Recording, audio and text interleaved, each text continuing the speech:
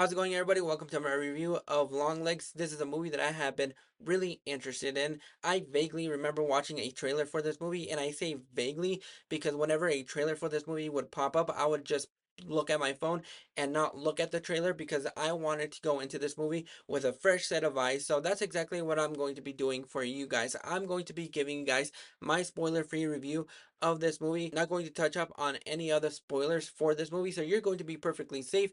But while I am doing that, go ahead and drop your thoughts in the comments below and let me know. Did you like this movie? Did you hate this movie? Are you right in the middle? Let me know down below. Now, Longlegs is directed by Oz Perkins and stars Mika Monroe as an FBI agent tasked to find this serial killer, only known as Longlegs, played by Nicolas Cage, while also trying to uncover some mysteries of her past childhood. Now, this movie stars Mika Monroe. She is about 75 to, I'd say, a good 90% of the movie. She is the character that we're following for the entire movie while she's trying to investigate how these murders have been happening, who's behind them, is there an accomplice, is there not.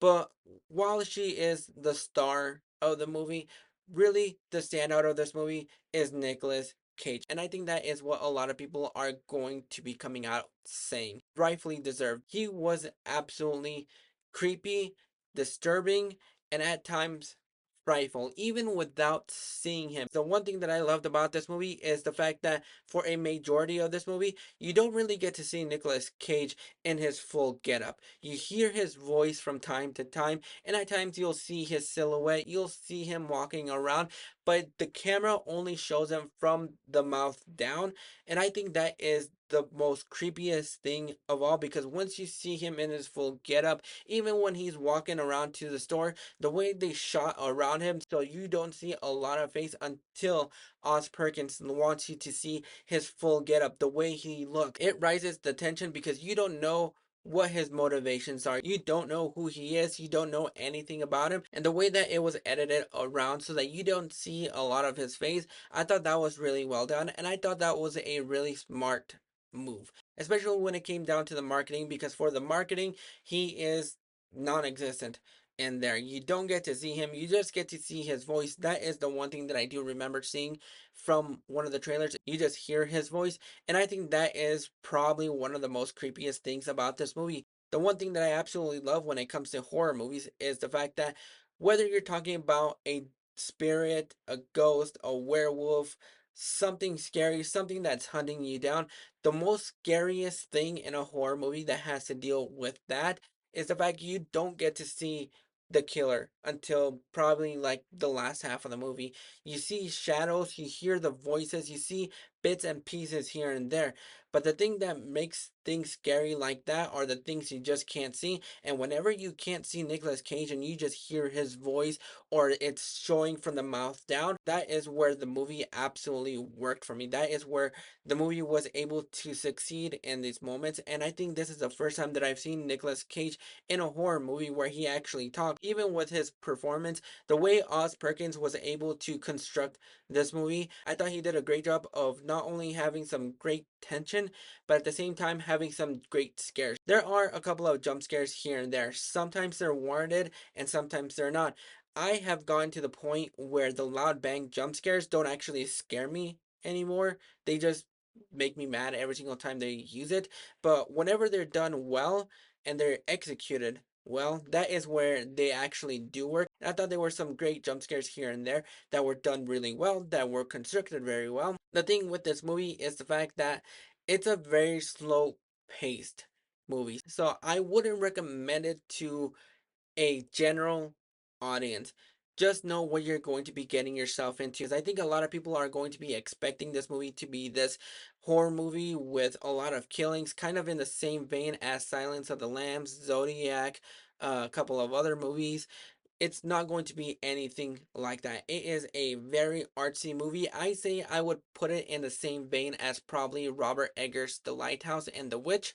I think that is probably the best comparison that I can give this movie. It's kind of in the same vein story wise as those movies.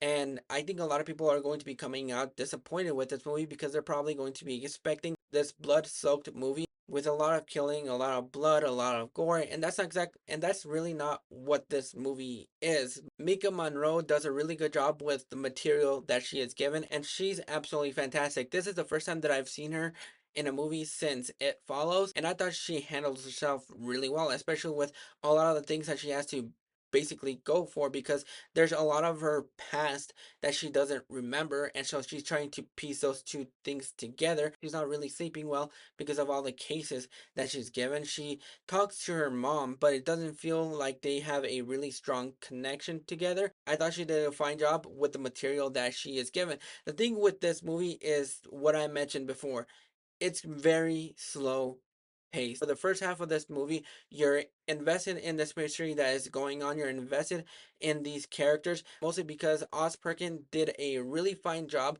of getting you hooked from the moment the movie begins. From the moment the movie begins, you are just immediately invested in everything that is going on, and that is where the movie absolutely shined for me. For the first half of this movie, it had some really great tension, some moments where you're at the edge of your seat, some really creepy imagery that pops up on screen that are just going to live in my head rent free. Then we go into the last half of this movie, and I think that is where this movie is going to lose a lot of people. It goes in a completely different direction, and I'm not sure how people are going to react to the direction that this movie took.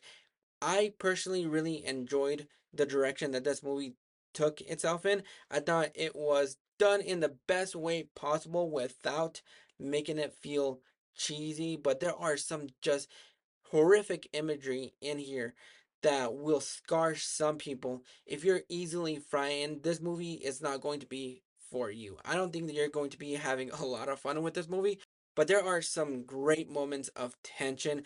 The way it was shot, the cinematography for this movie was just great. There are some moments here where they levitate the movie with a little bit of humor, but overall, I really enjoyed this movie for what this movie was. I was at the edge of my seat for a majority of the movie. I thought the imagery that we have in this movie was creepy and effective, especially when it came down to Nicolas Cage's character.